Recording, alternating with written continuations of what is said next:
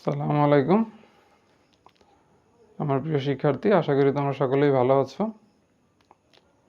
তো রাত্রেবেলা কাজ নাই, তাই একটু কথা বলতে বসলাম। আজকে আমি একটু অফ টপিক নিয়ে একটা আলোচনা করব, মানে অফ টপিক বলতে লেখাপড়ার বাইরে। আসলে আমাদের জীবনের মানে জীবনটা আসলে কি?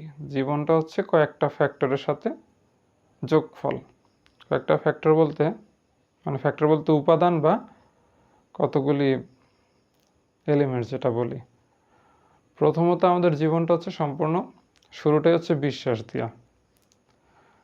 বিশ্বাস দিয়ে কীভাবে দেখো, একটা বাচ্চা যখন জন্মগ্রহণ করে সেও তো একটা বিশ্বাস নিয়ে পিতাটাকে মাতাটাকে যে একটা লোক তারে নিয়ে হাসতেছে হাঁটতেছে খেলতেছে, সে তো ওই বিলিফ থেকেই বলে যে এটা আমার বাবা, এটা আমার মা। এটা হলো যে সে ছোটবেলায় বিশ্বাস থেকেই পিতা মাতা, কারণ সে তো জান না কোনটা পিতা কোনটা মাতা, এবং তারে যখন যা বলে সে সেই কথাগুলি শোনে এবং সেই অনুযায়ী চলে, তো বিশ্বাস। এরপরে হচ্ছে গিয়া যোগাযোগ। দেখো, প্রত্যেকটা মানুষের জীবনে যত সম্পর্ক আছে সকল সম্পর্ক টিকে থাকে বিশ্বাস এবং যোগাযোগের উপর। পৃথিবীতে দেখো, তুমি তোমার পিতামাতার সাথে যে সম্পর্কটা, সেটা কিসের উপরে আছে? যে তুমি বিশ্বাস করো পিতা, এই লোকটাই তোমার পিতা, এই লোকটাই তোমার মাতা। আমিও বিশ্বাস করি ওই লোকটা আমার বাবা, ওই লোকটা আমার মা। তো বিশ্বাস এবং তাদের সাথে আমার যোগাযোগ আছে, জন্মের পর থেকে তাদের সাথে আমার একটা যোগাযোগ আছে, এবং সকল মানুষের ক্ষেত্রে এই জিনিসটা হয়। তাহলে দেখো, আমাদের জীবনে দুইটা হচ্ছে এসেনশিয়াল ফ্যাক্টর অবশ্যই লাগতেছে। আবার যদি অ্যাজ এ মুসলিম হিসেবে আমি বলি, আমি বিশ্বাস করি যে আল্লাহ সুবহানাহু ওয়া তাআলা হচ্ছে আমার সৃষ্টিকর্তা, এবং তার প্রেরিত রাসূল নবী করিম সাল্লাল্লাহু আলাইহি সাল্লাম হচ্ছে তার প্রেরিত রাসূল, এবং আমি তার উম্মত। তো এই বিশ্বাস নিয়ে কিন্তু আমার ধর্মটা শুরু। এইবার আসলে ধৈর্য। আমাদের জীবনে আরেকটা উপাদান কাজ করে, ধৈর্য। ধৈর্যটা আসলে সকল মানুষের জীবনেই আছে। হয়তো কোনো মানুষ বলে আমার নাই, কিন্তু আসলে তার ধৈর্য ভিতরে আছে। ধৈর্যবিহীন কোনো মানুষ নাই। কিভাবে বললাম দেখো, বললো যে আমার তো স্যার ধৈর্য নাই, বই খুললেই ঘুম আসে। তোমার ধৈর্য অবশ্যই আছে। তুমি মোবাইলটা নাও, মোবাইলটা যে তুমি ঘন্টার পর ঘন্টা মোবাইলটা সাথে নিয়ে টিপতে পারো, এতে তোমার ধৈর্য আছে। ধৈর্য না থাকলে একটা মোবাইল সারাদিন কীভাবে মানুষ টেপে, ফেসবুকে কীভাবে সারাদিন সময়টা নষ্ট করে। ধৈর্য আছে বিধায় টিকটক, ইউটিউব, যত সোশ্যাল মিডিয়া আছে এতে মানুষ সময় ব্যয় করে, এবং মানুষ পরিশ্রম করতে পারে। অনেকে বলে স্যার আমি পরিশ্রম করলে হাঁপা যায়, এই কথাটাও ভুল। তোমার যদি হচ্ছে ভিডিও গেমস খেলতে দেওয়া হয়, কিংবা অনেকে হচ্ছে গিয়ে ইউটিউব চালাইতে দেওয়া হয়, অনেকে হচ্ছে ফেসবুক কিংবা টুইটার চালাইতে দেওয়া হয়, সে সারাদিন ওইটা চালাইতে পারবে। এখানে মোবাইল চাপতে থাকবে, তার কোনো পরিশ্রমই বোধ হয় না।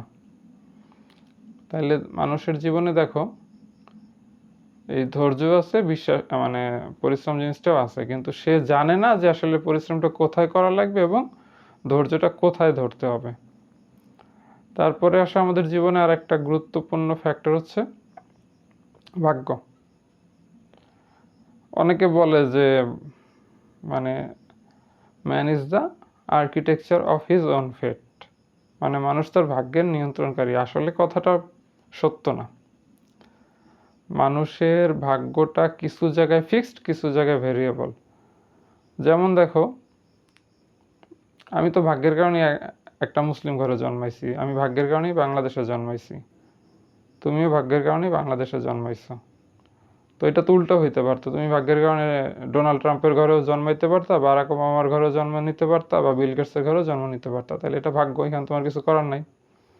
তো এই উপাদানটা আমাদের জীবনের একটা অংশ। এরপর আসে ফলাফল। অনেকে বলে যে কর্মগুণে ভাগ্য, কর্মগুণে ফলাফল। আসলে কথাটা সবসময় সত্য না। দেখবা যে তোমার এলাকায় আছে অনেকে সারা জীবন আকাম কুকাম করে, তার জীবনে কোনো বিপদ ঘটে না। একটা ভালো লোক ভালো কিছু করলে তার জীবনে বিপদ ঘটে। তো তাহলে কর্মের সাথে তো ভাগ্যের কোনো মিল নাই? আছে। হ্যাঁ, কর্মের সাথে ভাগ্যের কোনো মিল নাই, সবসময় নাই, আবার মাঝে মাঝে থাকে। যেমন হচ্ছে যে তুমি যদি তোমার এসএসসিতে A+ পাওয়ার চিন্তা নিয়ে পড়াশোনা করো, তাহলে তুমি অনেক পরিশ্রম করতে হবে, অনেক প্র্যাকটিস করতে হবে, তাহলে তুমি বোর্ড পরীক্ষা ভালো করবে এবং ফলাফলটা এ প্লাস আসার চান্স বেশি। আবার অনেক সময় উল্টাও হইতে পারে, তুমি অনেক কঠোর পরিশ্রম করলে, তুমি ভালো অঙ্ক পারো বা ইংলিশ পারো, সবই ভালো পারো, বাট পরীক্ষার আগের দিন রাত্রে তোমার এমন জ্বর আসলো যে তুমি পরীক্ষাটা অ্যাটেন্ড করতে পারলা না। আল্লাহ না করুক, মানে জাস্ট এক্সাম্পল হিসেবে বললাম। তো এইখানে তোমার ভাগ্যটা দেখো, যে তোমাকে সহায়তা যদি না করে তোমার কিন্তু কিছু করার নাই। আসলে ভাগ্য মানুষের সহায়তা করে না, বেসিক্যালি কথাটা এরকম না। আসলে ভাগ্যের নিয়ন্ত্রক তো আল্লাহ সুবহানাহু ওয়া তাআলা। তার দয়া হচ্ছে ভাগ্য সুপ্রসন্ন হয়, তার রাগের কারণে ভাগ্য হচ্ছে নির্দয় হয়। যাই হোক, তো বিষয়টা অনেকটা এরকম। তারপরে আসা হচ্ছে ভাগ্যের পরে হচ্ছে ফলাফল। এই ভাগ্যের সাথে ফলাফল রিলেটেড। অনেকে বলে যে পরিশ্রমের তারপর হচ্ছে গিয়ে ভাগ্যর যোগফল হচ্ছে ফলাফল। আমি বলি যে আসলে পরিশ্রম আর ভাগ্য এগুলির গুণফল হচ্ছে ফলাফল।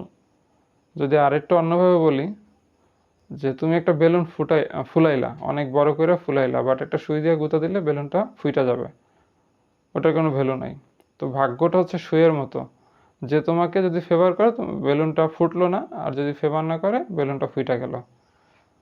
তো আমি এই টপিকগুলি নিয়ে আলোচনা করলাম যে আসলে আমাদের জীবনটা স্বল্প সময়ের এবং জীবনে তোমাকে অনেক কিছু শেখানো হবে, বাট এই 6টা ফ্যাক্টরের উপরে তোমার জীবনটা আসলে নির্ধারিত। এবং এই 6টা ফ্যাক্টরের মধ্যে প্রথম 2টা ফ্যাক্টর যেটা বললাম, বিশ্বাস এবং যোগাযোগ, এই 2টা ফ্যাক্টর হচ্ছে তুমি যখন সচেতন হও বা বুঝতে পারো তখন থেকে তোমার জীবনে আসে। এবং এই 2টা ফ্যাক্টরের উপরই তুমি যদি ভালো কন্ট্রোল করতে পারো, বাকি সকল যে উপাদান বা এলিমেন্টস বা ফ্যাক্টরগুলিতে তুমি হচ্ছে কন্ট্রোল করতে পারো। কীভাবে দেখো, আমি মুসলিম ধর্মের বিশ্বাস থেকে বলতেছি যে অ্যাজ এ মুসলিম তুমি যদি বিশ্বাস করো যে আল্লাহ এক এবং সেই তোমার সব কিছুর রিজিকদাতা বলো, ভাগ্য নিয়ন্ত্রণকারী বলো, সব কিছুর মালিক আল্লাহ সুবহানাহু ওয়া তাআলা, তার সাথে তুমি যদি যোগাযোগ রাখো সে তোমার ভালো করবে। যোগাযোগের ওয়েটা আল্লাহ বলে দিয়েছে যে 5 ওয়াক্ত নামাজ পড়তে হবে, তারপর কি রোজা রাখতে হবে, জাকাত দিতে হবে, হজ করতে হবে। তো দেখো ইসলামের 5টা স্তম্ভ কিন্তু আইসা গেল। বিলিফটা প্রথমে, যেটা আমি বললাম বিশ্বাস।